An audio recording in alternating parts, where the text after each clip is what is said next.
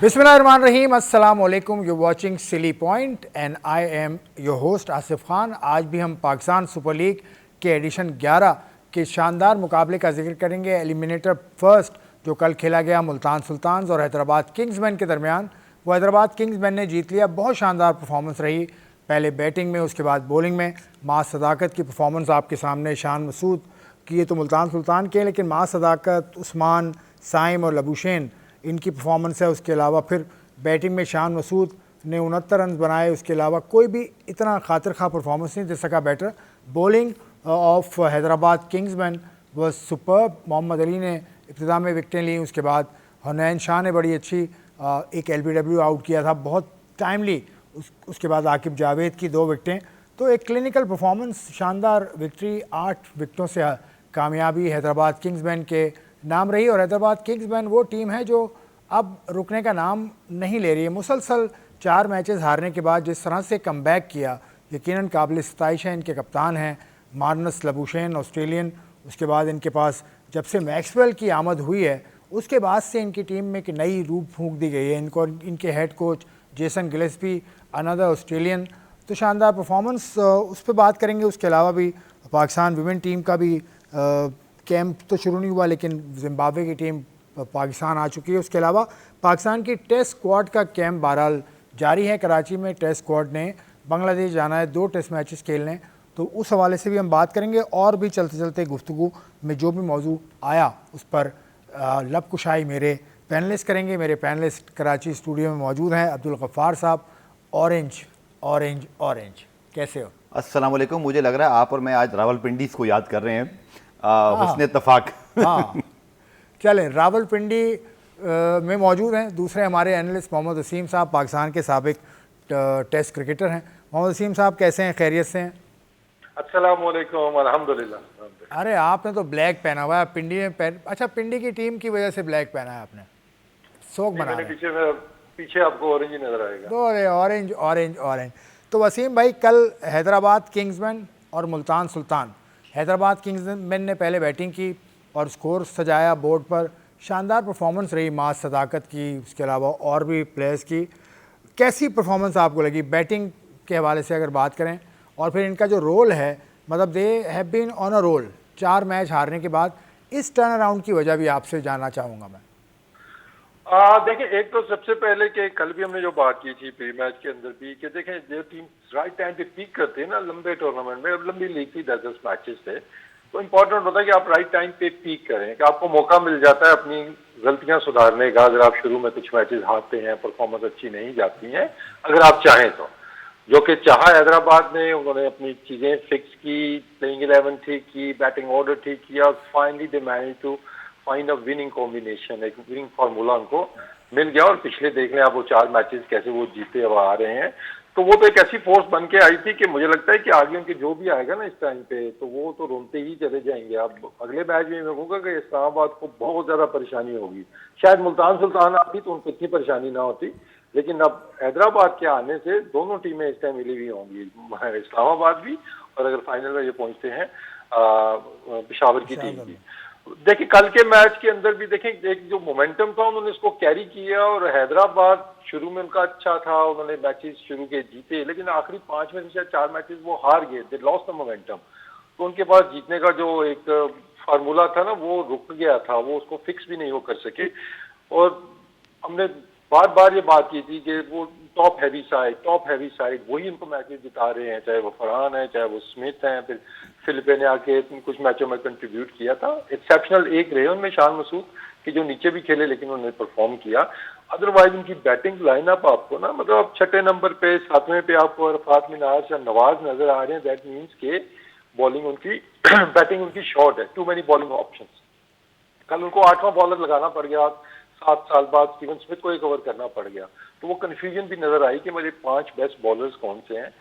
जहाँ तक हैदराबाद की बात है, फिर वही कि they found the right combination, right time पे उनके प्लेयरों ने परफॉर्म करना शुरू किया। चाहे वो मार सदाकत है, चाहे वो मोहम्मद अली की बॉलिंग है, लबुशेन ने पिछले मैचों में हमने देखा कि कंट्रीब्यूट उसने किया, और उस्मान खान ने रिमार्केबल कम बैक किया। शुरू में लग रहा था कि बिल्कुल ही आउट ऑफ फॉर्म है वो, आउट ऑफ सॉर्ट्स हैं, उनका कोई नजर नहीं आ रही थी पीएसएल में अच्छी कारकर्दगी आगे जाके, लेकिन उन्होंने जो टर्न अराउंड किया, एक बड़ी इनिंग्स खेल के मैच जिताया, I think that was the turning point.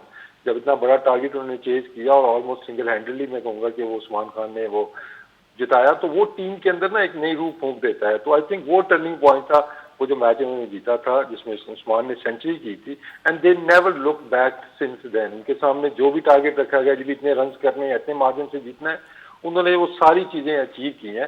तो कल भी मतलब उस तरह मैच तो मैं कहूंगा कि नहीं, वो वन साइडेड मैच ही हुआ है, चाहे वो बॉलिंग थी, चाहे बैटिंग थी, चाहे फील्डिंग थी, हर चीज में ही हमें कल हैदराबाद की टीम आगे ही नजर आई। ठीक है, उस्मान खान से शुरू करते हैं। मतलब शानदार परफॉर्मेंस कल उसकी, ये 36वीं इनिंग्स थी, 36वां मैच था पीएसएल का, और उसने 4 सेंचुरी बना ली है। ये उतना ज़्यादा डिस्कस भी नहीं होता। एक जानिब और भी 4 सेंचुरी बनाने वाला प्लेयर है, लेकिन उसने 112 के 13 मैचेस खेल लिए हैं। तो कितना बड़ा डिफरेंस है। उस्मान के बारे में कुछ आप बताइए। देखिए, उस्मान इंटरनेशनल में परफॉर्म नहीं कर सके अनफॉर्चुनेटली, और जो उनको बड़ा हाई भी रेट किया गया, एक बड़े स्पिन को बड़ा अच्छा खेलते हैं, बकौल माइक फ्रांसिस आए, बकौल माइक हेसन स्पिन को बड़ा अच्छा स्पिन को अच्छा खेलते हैं। लेकिन जो आपने बात की, मैं ख्याल में कंपैरिजन तो खैर किसी खिलाड़ी में आपस में नहीं बनता। ये एक पॉइंट मैं जरूर बोलूंगा, थोड़ा सा मैं मुल्तान सुल्तान पे बात करना चाहूंगा और फिर मैं उस्मान खान पे आता हूँ। बहुत ज़रूरी होता है आसिफ भाई कि आप जब टूर्नामेंट में एक ऐसी पोजीशन पर आते हैं जहां आपको टॉप 2 में मौका मिल जाता है, वहां से आप स्लिप कर जाओ। आखिरी मैच जो इनका इस्लामाबाद से था ग्रुप स्टेज का, वहां 190 चेस करवा दिए। वो एक बड़ी, मतलब इनको वहां पे थोड़ी फाइट दिखानी चाहिए थी, क्योंकि एक दफ़ा आप जब आ जाते हो ना एलिमिनेटर पे, then it's a luck day भी हो सकता है। बुरा परफॉर्मेंस पूरे सीजन में सबसे बुरा दिन मुल्तान सुल्तान का जो आना था वो कल आ गया अनफॉर्चुनेटली। ये टीम इतनी बुरी खेली नहीं थी, बट एक इंपॉर्टेंट डे पर ये बिल्कुल समझ लें कि अच्छी हरीफ टीम ने बॉलिंग भी की। देखिए, मैं ये ज़रूर नोट कराऊंगा सबको कि डोंट फॉरगेट कि ये टीम टूर्नामेंट में तकरीबन half of the time number 2 रही। जब आप अपनी पोजीशन स्लाइड कर देते हो ना, तो फिर ये प्रॉब्लम आती है। तो ये हमेशा टीमों को याद रखना पड़ेगा कि टॉप 2 में अगर आप आ जाओ, तो फिर आपको याद रखना चाहिए कि आपको एक चांस मिल जाता है, जैसे इस्लामाबाद को चांस मिल गया, वरना शायद वो भी बाहर हो जाते हैं। नंबर 2 चीज़, इनकी बैटिंग में इनके दोनों ओपनर तो आसिफ भाई ज़रूर थे, लेकिन कल की 11 में मैंने एक चीज़ नोट की कि आप एस्टर टनर ठीक है कप्तान हैं, बैटिंग कर लेते हैं, लेकिन मैं उनको फिर भी ऑलराउंडर के कैटेगरी में लाता हूँ। सिर्फ 4 स्पेशलिस्ट बैट्समैनों के साथ गए हैं, सिर्फ 4। उसके बाद टर्नर हो, अरफात हो, नवाज हो, इमरान हो, ये सब ऑलराउंडर्स हैं और ये परफॉर्म नहीं कर सके थे। तो क्लियरली इनकी बैटिंग लाइन में एक मुस्तनद मिडल ऑर्डर बैट्समैन की कमी महसूस हुई। कल शान मसूद के साथ अगर कोई अच्छा ऑलराउंडर या बैट्समैन होता, नवाज भी जल्दी कर गए, आई थिंक उन बहुत सीनियर हैं, उनको थोड़ा अपने गेम को एवेल्यूएट करना चाहिए कि इस मौके पे एक ऐसी परफॉर्मेंस आपको ऑलराउंडर बनाती है। बट आपने मतलब लेकिन शान 3 चौके हमारे शान बहुत अच्छा खेले, लेकिन सपोर्ट नहीं मिली उनको। एक सपोर्ट मिलती तो ये टोटल 180 भी हो सकता था। इवन आखिरी ओवर में भी शान भी थोड़ा सा स्ट्रगल कर गए, वो जो खींच के गेंद कर रहे थे हसन, वहाँ पे वो थोड़ा सा फ्लॉग नहीं कर सके। लेकिन जो उस्मान खान की आपने बात की, देखिए कल वाली डिबेट को वापस लेकर आऊँगा कि आपका ये टॉप टूर्नामेंट है, इसकी परफॉर्मेंस मैटर करती है, ख़ासतौर पर उस प्लेयर के लिए जो पाकिस्तान की रैंकिंग में होता है या अभी उसका सीज़न अच्छा या बुरा गया है। उस्मान में टैलेंट है तभी वो इतने रन्स कर रहा है, बट क्या वजह है कि वो इंटरनेशनल क्रिकेट में जाके नहीं रन्स कर पाता। और अगर वो वापस भी आता है तो क्या उसी गलतियों पे हम काम करेंगे? क्या उसको बाबर आजम की तरह कोई मिसबाउल हक कहीं मिल जाएंगे, उनके साथ कोई बात करने वाला होगा? अच्छा टैलेंट है तभी इतने रन बना रहा है। आउटस्टैंडिंग रिकॉर्ड है 36 मैचों में 4 सेंचुरियाँ करना, ये कोई मामूली बात नहीं है। सो क्या ही अच्छा हो कि हमारे कोचेस, हमारा सिस्टम इसको इंटरनेशनल क्रिकेट में यूटिलाइज करे, वरना फिर बात अधूरी ही रह जाएगी। वसीम भाई, ये उस्मान पे मैं डिबेट चाहूँगा थोड़ी सी और बढ़ाएं, क्योंकि उन पे हम बात नहीं करते। 1-2 प्लेयर्स के अलावा किसी पर सोशल मीडिया भी बात नहीं करता। 4 सेंचुरीज बनाई हुई है लड़के ने, कुछ तो होगा उसके पास भी। अब उसके साथ क्या करना चाहिए? देखिए, एक तो तय है कि उसका जो पीएसएल का ना, मतलब उसकी परफॉर्मेंस को कोई भी मैच नहीं करता। मतलब आप पिछले साल, मतलब उसकी 2 साल पहले की परफॉर्मेंस देख लें, उसके अंदर भी उसने सेंचुरीज बनाई थी और उसका स्ट्राइक रेट है जो उसकी एवरेज है। लेकिन अब उस पर मसला ये है ना कि गफार भी जो पॉइंट रेज कर रहे हैं कि पाकिस्तान टीम के अंदर या अब वो कहाँ पे रन कर रहा है, नंबर 3 के ऊपर रन कर रहा है। वो 4 पे भी जब खेला तो बैटिंग बहुत जल्दी उसकी, पावर प्ले में भी आ गई उसकी बैटिंग। तो हम तो वहां पे उसको कभी 6ठे पे, कभी 7वें पे, कभी उसका नंबर ही कोई नहीं है। तो उस अगेन वो भी यही प्रूव कर रहा है ना बाबर की तरह कि भाई मैं भी ऊपर का ही प्लेयर हूँ, कि मैं भी डाउन दी ऑर्डर की आपका उस तरह फिनिशर नहीं हूँ कि मैं जाऊंगा और जाके आखिरी 10 बॉलों पे आपको रन कर दूंगा। इसको भी बैटिंग लंबी चाहिए। अब इसकी क्वालिटी है कि ये फिर 70-80 पे नहीं रुकता, ये जाता है 100, 436 innings in T20 cricket. It's a massive achievement जो कि लाइक्स ऑफ बाबर या फखर भी अचीव नहीं कर सके। वो इतनी ज्यादा इनिंग्स है उनकी, और उन्होंने मोस्टली ओपन ही की हुई है, और उस्मान भी मोस्टली इसने टॉप ऑर्डर ही खेला है। तो आई थिंक वरी यही है कि जितनी परफॉर्मेंस आ रही है ना आपकी, ये ऊपर वाले नंबर की आ रही है। उस्मान टैलेंट बहुत है इसमें। अब वो ऑब्वियसली वो डिफरेंटली लोग देखते हैं ना, कोई देखता है जी कि खूबसूरती से कितना खेलता है, इसका मेथड कैसा है, वो हर बंदे का अपना एक राय होती है। End of the day matter क्या करता है, आपने रन करने आपको आते हैं, क्या आप खूबसूरत लगते हैं नहीं लगते हैं, आपका फुटवर्क अच्छा है नहीं अच्छा है, अगर वो इफेक्टिव है और आप स्कोर कर रहे हैं, दैट मीन्स कि उसका प्रूवन उसके पास मेथड है और उस पर उसको कमांड हासिल है और उसको कंट्रोल है उन चीज़ों पे। इंटरनेशनल में आई एग्री कि वो उस तरह वो प्रूफ अपने आप को वो उस तरह नहीं कर सका जितना उसका टैलेंट है। अब फिर बात यही है ना कि अब वो यहाँ पे जिस कंडीशन में परफॉर्म कर रहा है, क्या यही कंडीशन या यही सिचुएशन इसको पाकिस्तान टीम के अंदर भी मिलेंगी, या वहाँ पे फिर वो डाउन दी ऑर्डर जाके खेलेगा सिर्फ एक लिमिटेड उसके लिए जी कि मैं स्पिनर्स को अच्छा खेल लेता है तो इसको नीचे ही रखना है या फिनिशर हमने बनाना है। क्योंकि हमारे ऊपर के देखें 3-4 नंबर तो वैसे ही वो हमने मिक्स किए हुए थे ना। तो टॉप ऑर्डर बैटर थोड़ा सा आगे चल के इसमें मजीद भी बात करूंगा कि ओपनर्स ये कोई नई चीज नहीं है, सिर्फ PSL का नहीं है कि टॉप परफॉर्मर्स आपके सारे आपके देखते हैं तो ओपनर्स भी आपको नजर आएंगे। नंबर 1, 2, 3, 4, 5 जितने भी होंगे ओपनर्स होंगे। कोई और लीग उठा के देख लें, आपको उधर भी वही नजर आएंगे। ICC की रैंकिंग्स भी आप देखेंगे, वहां पे भी आपको ओपनर्स नजर आएंगे। लेकिन उसका ये मतलब नहीं कि जितनों ने भी रन किए आप सबको खिला दें। हम जो गलती करते हैं, हम 6 बंदे खिला देते हैं, जिसने इतने रन कर दिए इसने इतने रन कर दिए। तो टॉप ऑर्डर आपने 2 से 3 लड़के जब आपने पिक करने हैं तो वो फिर आपने बेस्ट उसमें से निकालने हैं। नॉट नेसेसरी कि वो टॉप रन गेटर ही आपका वो हो सकता है वो नंबर 2 वाला या नंबर 3 वाला वो ज्यादा सूटेबल हो जो आपको चाहिए पाकिस्तान टीम के अंदर, depending on the conditions, opposition, सारी चीजें देख के। तो मिडिल ऑर्डर का मैं थोड़ा सा ना डिफरेंट दूसरी एनक पहननी पड़ेगी। उधर रन वन ना गिनने की कोशिश करें, उधर देखें इम्पैक्ट परफॉर्मेंस कितनी आ रही है। तो अब मेरा यही सवाल है कि अब गफार से बल्कि आप पूछें कि ये टॉप ऑर्डर बैटर है या फिर जो पाकिस्तान टीम जहाँ खेलता है वहां पे है। मतलब हम कमेंट करते हुए हमें ये कंफ्यूजन है कि हम कौन से उस्मान खान पे बात करें, जो पाकिस्तान टीम में उसका रोल है या फिर जो PSL के अंदर है। बताइए जनाब। बात ठीक है कि आपको अपने नंबर पे मौका मिलना चाहिए, लेकिन जब आपको डोमेस्टिक की या PSL की परफॉर्मेंस के बाद पाकिस्तान टीम में मौका मिल रहा है, इस फर्स्ट क्लास में अगर बात करें ना, इस फर्स्ट क्लास में जो टॉप 12 लड़के हैं वो टॉप के प्लेयर्स हैं, या ओपनर्स हैं या वन डाउन है जी, जिसमें 7 बेग ने सबसे ज्यादा। ये अनफॉर्चुनेटली हमारे इस वक्त प्रॉब्लम बन रही हुई है कि सारे लेफ्ट मास ताकत को देख लें, ये भी एक बात है, सारे लेफ्ट हैंडर मास को देख लें। अब समीर आ गए हैं, उस्मान भी हैं, इसी तरह आपके पास से पहले साइम अयूब थे, बाबर हैं, रिजवान हैं, आपके फखर जमान है, साहबजादा फरहान है, लेकिन हसन नवाज भी इसी तरह, उसको भी नीचे रन करना पड़ा। देखिए अगर आपको रोल दे दिया जाए और मुसलसल एक जगह पे आपको दिया जा रहा है विकेट कीपर बैट्समैन, और फिर आप वहाँ पर, मेरा सिर्फ ये कहना है कि कुछ झलक तो दिखाएं। इंटरनेशनल क्रिकेट में एक्चुअली कुछ बहुत ज्यादा उस तरह की परफॉर्मेंस नहीं आ सकी। वसीम का पॉइंट आइडियल वर्ल्ड में बिल्कुल ठीक है, तो कोई भी नहीं है, कोई भी नहीं है।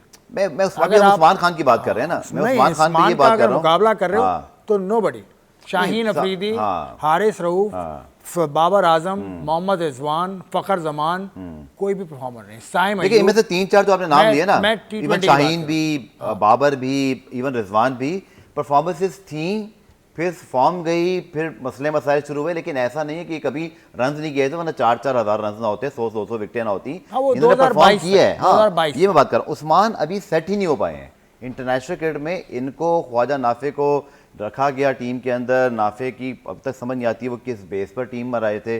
अब अगर दोबारा आएंगे तो कैसे आएंगे, एक तो ये समझ नहीं आता, ठीक है जरूर पूछेगा। दूसरा उस्मान का भी सिर्फ ये है कि देखें अगर प्लेयर को आप, अगेन मैं वो बात करूंगा कल वाली, जब आप बैठते हैं ना एज अ कोच या आप बैठते हैं एज अ कैप्टन, आप अपने रिसोर्सेज को देखते हैं, आपका बेस्ट कॉम्बिनेशन क्या है। उस कॉम्बिनेशन में शायद अगर आप ये भी कर सकते हैं कि उस्मान को नंबर 3 खिला के देख लें, फखर जमान 4 पर आ जाए। अब कोई फैसला तो लेना पड़ेगा। ये चीज़ तय है कि साहबजादा फरहान और साहबजादा फरहान एज अ ओपनर बहुत कामयाब है, बाबर 3 या 4 के अलावा इफेक्टिव नहीं है, तो सीधी स्ट्रेट फॉरवर्ड बात है। बाबर ओपनर ठीक है, साथ ठीक है। तो इसलिए आपको सिर्फ ये फैसला करना है कि उस्मान क्या 4-5 पे नहीं है तो क्या हम उसको 3 पे ला सकते हैं?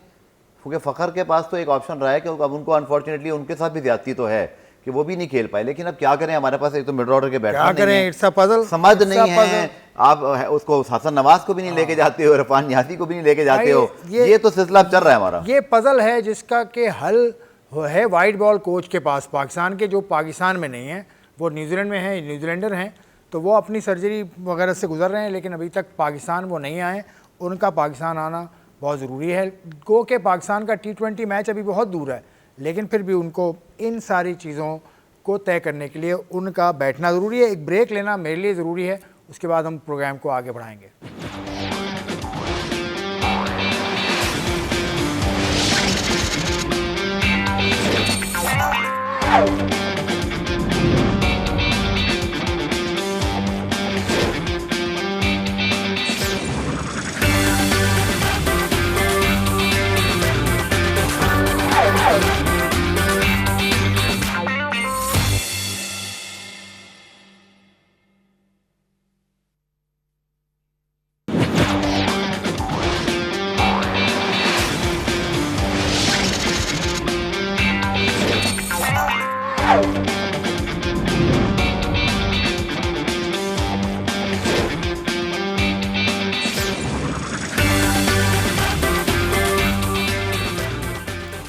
खुशामदेद, एक मरतबा फिर स्लीप पॉइंट आप देख रहे हैं, और पाकिस्तान सुपर लीग का जो पहला एलिमिनेटर था मुल्तान सुल्तान्स और हैदराबाद किंग्स के दरमियान, किंग्स मैन के दरमियान, उस पर हम बात करें। उसका जो मैन ऑफ द मैच रहे वो मास सदाकत रहे। शानदार परफॉर्मर है मास सदाकत, अंडर 19, और उसके अलावा इस सिलसिले से वो आ रहे हैं जो जिसके बारे में कहा जाता है he has come through the ranks. तो मास सदाकत का आप इंटरव्यू सुन लीजिए जो मैच के बाद उसने दिया, उसके बाद वसीम से वो गुफ्तगू का सिलसिला बढ़ाऊँगा। तो सबसे पहले मास कॉन्ग्रेचुलेशंस हम दोनों को ही हैदराबाद किंग्समैन के क्वालिफायर में क्वालिफाई होने पर। क्या समझते हैं आज की कैसी कंडीशंस थी और कैसा देख रहे हैं मैच को? ज़रा थोड़ा सा हाइलाइट्स हमें अगर देंगे कुछ अल्फाजों में। सबसे पहले तो अल्लाह ताला का शुक्र अदा करता हूँ कि हम सेमीफाइनल पे पहुंच गया, और उसके बाद हाँ बिल्कुल सिचुएशन ऐसा था कि थोड़ा सा रन्स कम था, तो मैं सोचा था थोड़ा सा पहला सर्कल यूज़ करूँ, और उसके बाद मैं सोचा था कि थोड़ा सा लंबे लेके जाऊँ, क्योंकि लास्ट मैच में मैं यही गलती कर रहा था, और आज मैं यही प्लान कर रहा था ताकि मैं लंबे लेके जाऊँ और मैच को फिनिश करूँ।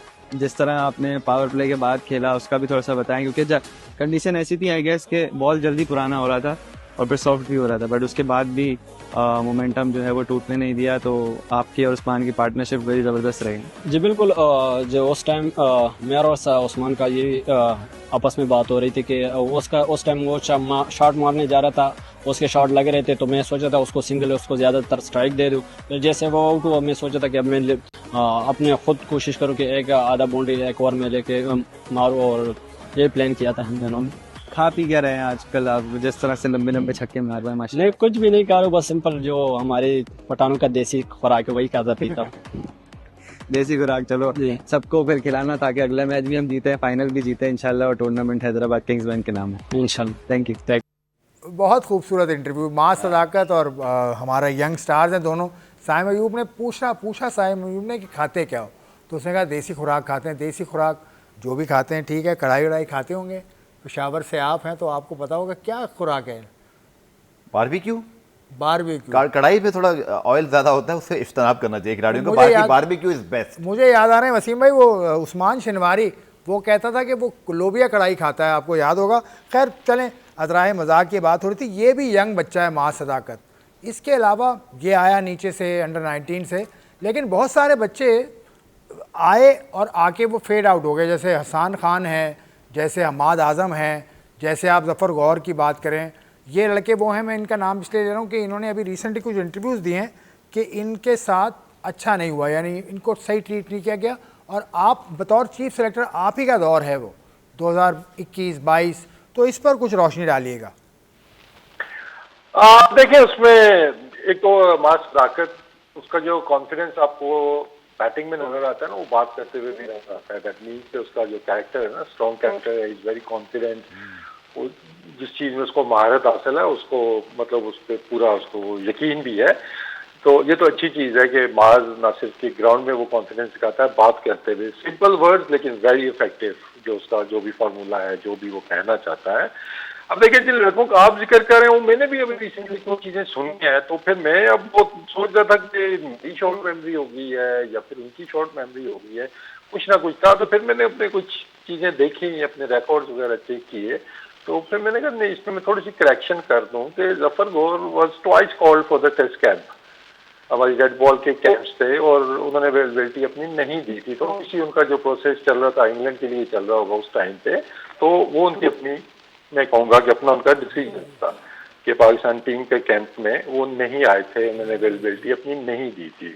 इसी तरह उसके बाद हमारी ए टीम का शायद टूर था श्रीलंका, या कांट रिमेंबर एग्जैक्टली कहाँ का था, and I was picking Hamad Azam, और उन्होंने भी अपनी अवेलेबिलिटी उसके लिए नहीं दी थी। वो उस टाइम पे वो शायद अमेरिका में खेल रहे थे या कहीं पे थे, तो दोनों के पास अपॉर्चुनिटीज तो आई थी, तो they made their own decisions.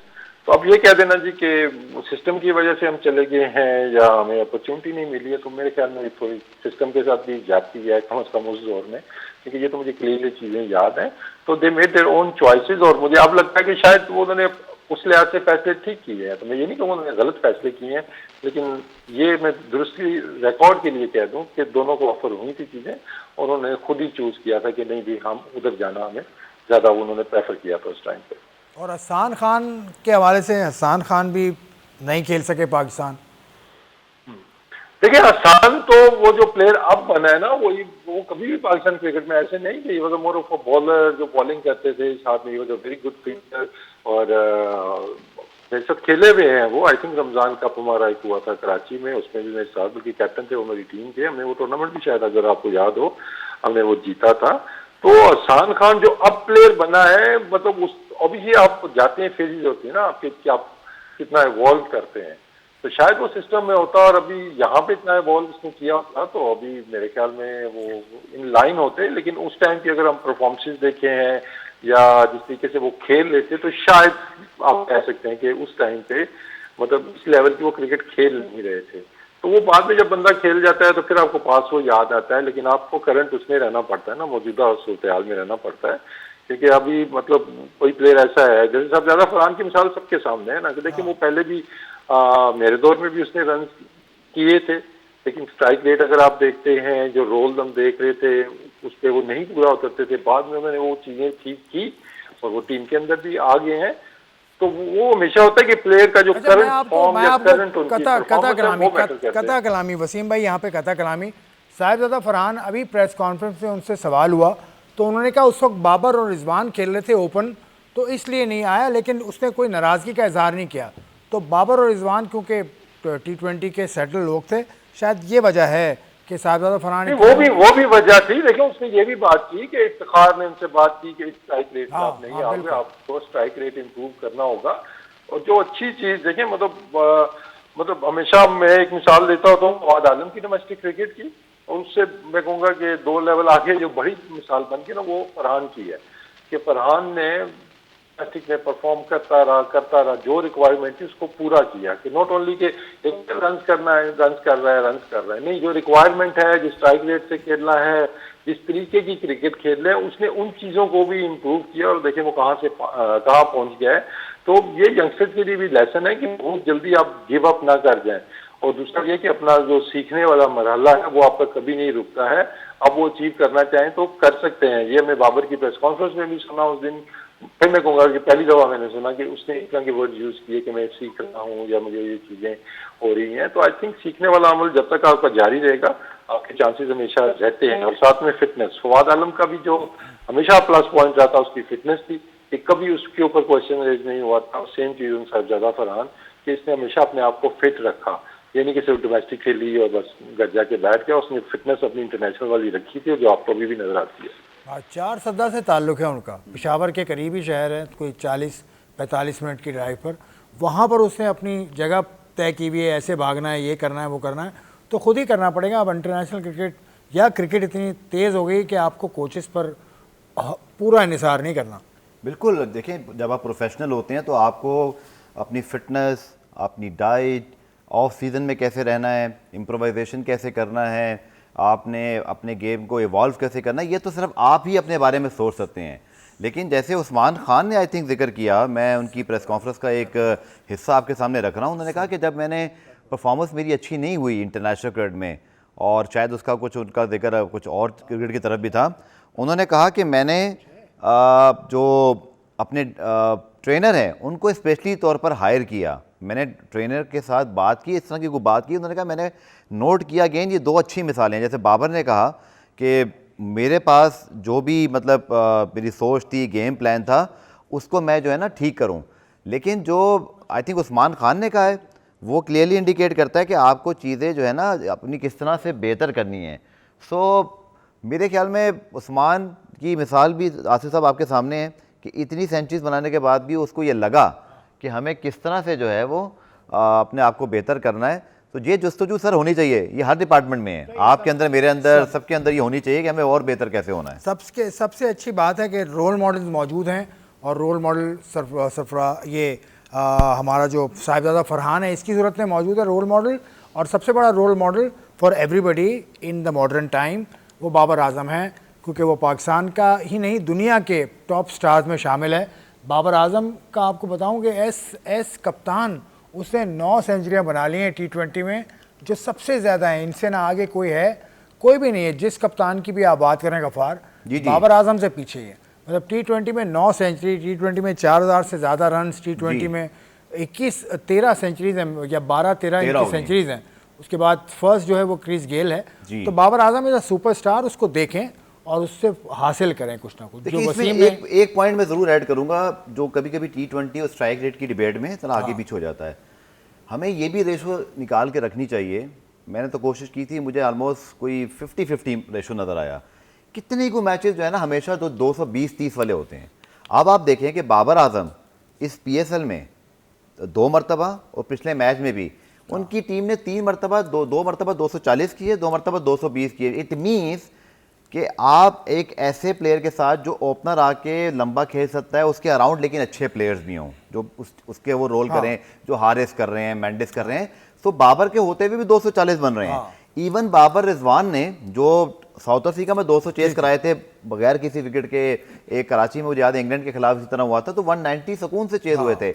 ये बस याद रखना चाहिए कि हर मैच 250 का होता नहीं है। हर मैच 250 आप टीम में इतनी फ्लेक्सिबिलिटी रखें। आसिफ भाई लास्ट पॉइंट में, इतनी फ्लेक्सिबिलिटी आपकी बैटिंग में हो कि अगर मुश्किल विकेट आती है तो आपके पास 1-2 ऐसे प्लेयर हों जो एडजस्ट करें, और अगर कोई डिमांड ऐसी आती है जहां खुली क्रिकेट खेलनी है तो वो भी ऑप्शन आपके पास होने चाहिए। तो ये ऑप्शन होने चाहिए। अब थोड़ा सा आगे वसीम भाई जा रहे हैं, रेड बॉल की तरफ जा रहे हैं। पाकिस्तान का जो कैंप लगा हुआ है टेस्ट मैच की स्क्वाड का कराची में, उसके हेड कोच जो सरफराज ने की थी वो बाबर हैं, शान की फॉर्म है, उसके ऊपर वो बहुत ज़्यादा खुश हैं क्योंकि Shan Masood is the captain of Pakistan test team और Babar Azam is a star player. उसके अलावा उन्होंने कहा कि पेशावर ज़ल्मी के कुछ लड़के हैं जो टेस्ट स्क्वाड में हैं, तो इसलिए उनका इंतज़ार है। लेकिन सरफराज बतौर हेड कोच आप कैसा देखते हैं? इनके पास कोई तजुर्बा नहीं है, आपकी क्या टेक है इसके ऊपर? देखिए, हेड कोच अब वो पहली दफ़ा ही बने हैं, उससे पहले कोचिंग टीम की नहीं है, तो इस पर आप क्या कमेंट कर सकते हैं? मतलब या तो है ना कि आपने कहा जी कि फलानी क्लब की उन्होंने की हुई है या किसी रीजन की हुई है, डिस्ट्रिक्ट की हुई है, तो फिर वहाँ से आप चीज़ देख के फिर आप कोई कमेंट कर सकते हैं। तो वो नया तजर्बा है उनके लिए। अब वो होपफुली वो जल्दी सीखेंगे क्योंकि उनकी जॉब डिस्क्रिप्शन भी मेरे ख्याल में यही है कि होता है ना कि आपने सीखना भी अपने जॉब के ऊपर है। तो बड़ा डिसीजन है। अब ठीक है, हमारा बड़ा नाम हमारी क्रिकेट का, आप ट्रेंड सेट ऐसे कर रहे हैं कि विदाउट मतलब आप किसी भी एक्सपीरियंस के, जो पाकिस्तान की सबसे बड़ी पोस्ट है, अगर वहाँ पे आ सकते हैं तो बस ये है कि ये डिस्करेजिंग है की कोचेस के लिए, आपके पूरे सिस्टम के लिए, और आकिब जावेद के लिए भी मैं कहूँगा चैलेंज है, because is the head of national academy जिसके सारे कोचेस उनके अंडर आते हैं, और उनका हमेशा से एक स्टांस जो अच्छा था, एटलीस्ट जब तक शायद वो मतलब इस टेनोर के अंदर नहीं, पिछले टेनोर में होता था कि वो उनको क्वालिफिकेशन, एक्सपीरियंस इनके बगैर वो नहीं रिकमेंडेशंस करते थे या अपॉइंटमेंट्स करते थे। तो ऑब्वियसली उन्होंने भी कुछ सोचा होगा इस बारे में कि क्यों उन्होंने अपने वो जो रूल्स हैं या उनकी अपनी रिक्वायरमेंट्स जो होती थी उनको उन्होंने बेंड किया है। तो अब लेट्स सी, हम तो नए ख्वाहिशात हैं सरफराज के साथ। अब वो आए हैं क्योंकि अंडर 19 में हमने वो देखा था, तो वहाँ पे वो इतना कोई सक्सेसफुल वहाँ पे भी नहीं रहे थे। वर्ल्ड कप आपके सामने है कि नॉकआउट स्टेज पे भी पाकिस्तान नहीं पहुँच सका था। तो अब यही है, बेस्ट विशेज है पाकिस्तान टीम के लिए भी, और रेड बॉल चैलेंज है सरफराज के लिए। मैं कहूँगा कि अच्छा मौका है बांग्लादेश को। अब हम ये भी नहीं कह सकते ये इजी सीरीज है, बट चैलेंज ये है कि आखिरी जो 2 सीरीज पाकिस्तान खेला है घर के अंदर, वो दोनों सीरीज पाकिस्तान जो टीम है वो अच्छा नहीं खेली थी, टर्निंग पिचेस के ऊपर भी, और उसके बाद बांग्लादेश वाले मैचेस हमने देखा था थोड़ी सी स्विमिंग कंडीशन में हम खेले थे, तो उतना अच्छा हमारी 2 सीरीज आखिरी नहीं गई हुई हैं। तो आई होप कि हम थोड़ा सा विनिंग ट्रैक पे वापस आएंगे, कुछ नए लड़के हैं उनको भी मौके मिले, और न सिर्फ के वहाँ पे जाके हमारे यंगस्टर सीखें बल्कि हमारे यंग कोचेज जो हैं जिनके पास एक्सपीरियंस नहीं है वो भी जाके वहाँ पे सीखें। ठीक है गफ़ार, नए लड़कों की बात वसीम ने की, अब्दुल्ला फजल है इसमें, गाजी गौरी है जो कि फर्स्ट चॉइस विकेट कीपर तो शायद नहीं होंगे रिजवान के होते हुए जी, लेकिन मिक्स्ड है टीम, यंग एंड ओल्ड। और बांग्लादेश में जो पाकिस्तान का रिकॉर्ड है वो ओवरऑल तो रिकॉर्ड अच्छा है, लेकिन आज की बांग्लादेश इसमें नाहिद राना, शरफुल शायद होंगे, शरफुल या नहीं मुझे नहीं पता, लेकिन नाहिद राना तो वो लाजमी होंगे। लेकिन नाहिद राना पे बात क्योंकि आपसे मैं इसलिए कर रहा हूँ कि हमने PSL में उसको देखा किस तरह की उसने बॉलिंग की, ये सारी बातें करूँगा ज़रा डिटेल के साथ। तो एक ब्रेक पहले ले लेता हूँ, उसके बाद आपसे दोबारा मिलता हूँ।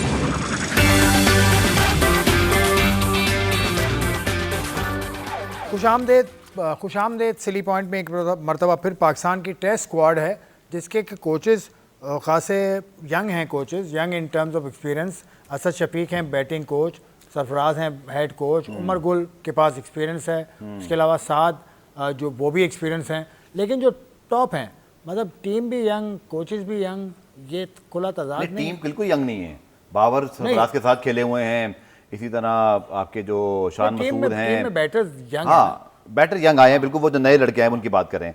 देखिए असूल की बात यह है कि अगर देखा जाए कि आपने सिर्फ चंद महीने पहले ही सरफराज को मेंटोर मैनेजर कह लें, आपने शाहीन के साथ अंडर 19 के साथ रखा, ऐसे ही क्या वो सिलसिला अभी इतना बना था कि आपको लड़के प्रोड्यूस होना शुरू हो गए हैं? नहीं, वो 3 महीने के बाद वो खुद ही रोक दिया था। देखिए बात यह है कि आप एक बंदे को असाइन करते हैं, अब अगेन मैं पड़ोसी मुल्क की मिसाल दूंगा तो लोग अच्छी नहीं लगेगी, लेकिन देनी पड़ेगी कि वहाँ राहुल द्रविड़, VVS लक्ष्मण तो अब तक NCA के साथ काम कर रहे हैं, ग्रास रूट पे किए ही जा रहे हैं। इसीलिए गौतम गंभीर ने वर्ल्ड कप जीतने के बाद अपने दोनों कोचेस को याद रखा कि हम 2 साल से 3 साल से इन लड़कों को ग्रूम कर रहे थे, पाइपलाइन से आए ये।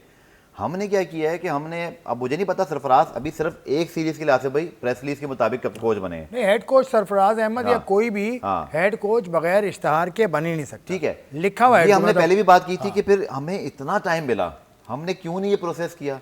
क्या हमें वर्ल्ड टेस्ट चैंपियनशिप की अहमियत का अंदाजा नहीं है? इस वक्त आप 5वीं पोजीशन में बैठे हुए हैं, सिर्फ आपके 12 पॉइंट्स हैं, ऑस्ट्रेलिया 80 पॉइंट से बैठा हुआ है, दूसरी टीमों के 50 पॉइंट्स हैं। हमने इतना आसान ले लिया वर्ल्ड टेस्ट चैंपियनशिप को कि हम अपना कोच भी नहीं लाएंगे प्रोसेस करके। हमें किसने रोका था साहब, मुझे बताया ना।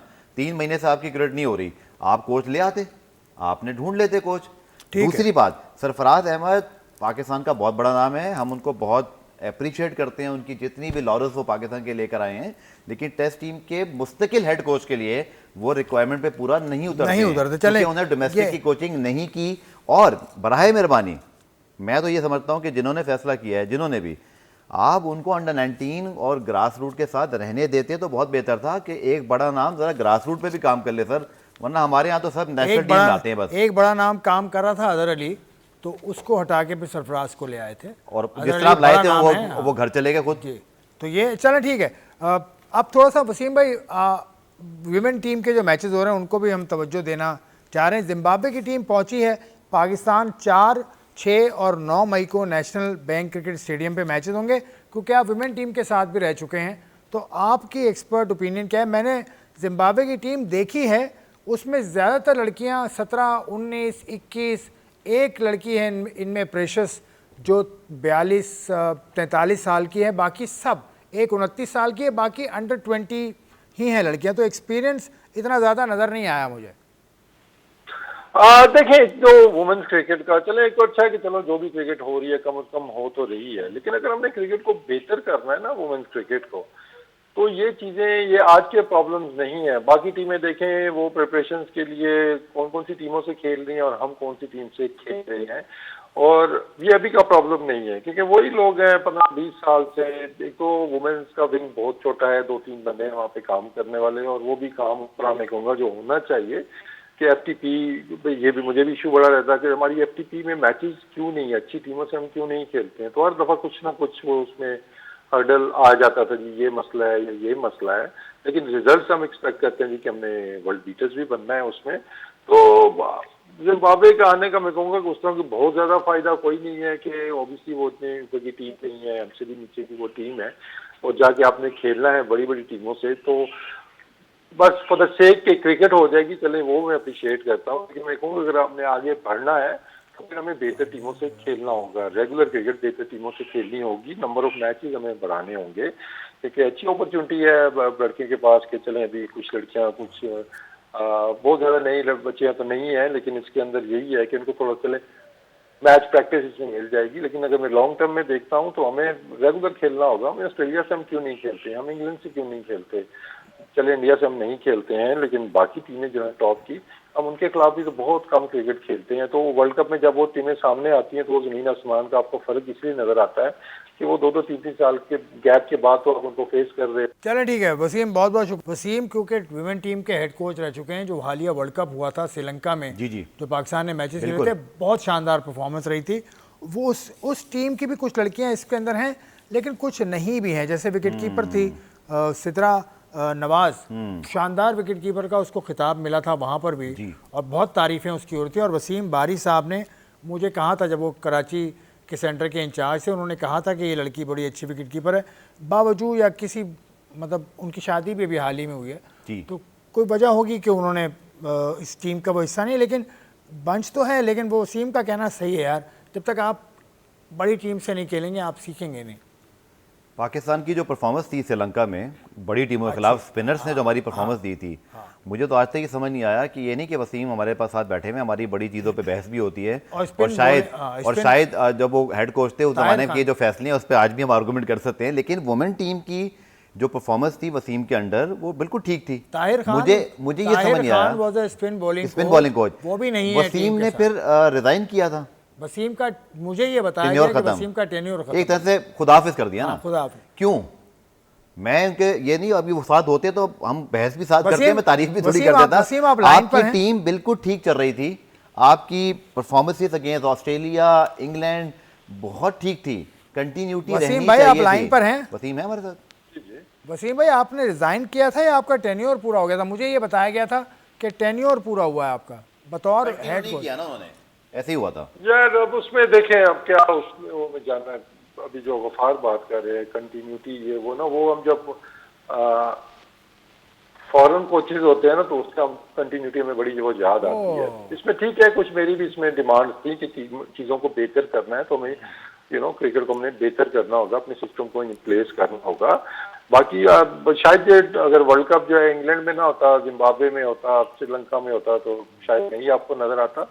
तो इंग्लैंड का बड़ा टूर ये वो तो काफी नजरें हैं वो अटैक करती हैं ये चीज़। अच्छा वसीम भाई चूंकि थोड़ी देर चले गए थे वसीम भाई, तो मैं ये कह रहा था कि ये नहीं कि आप चले गए तो हम तारीफ पीठ पीछे करें, हम तो बहस भी करते हैं, लेकिन मैं ये कह रहा था कि आपकी जो वुमेन टीम की कारकर्दगी थी वो बहुत अच्छी थी यार। बड़ी टीमों के खिलाफ आपने मैच फंसाए थे, एक मैच में तो बारिश हो गई थी।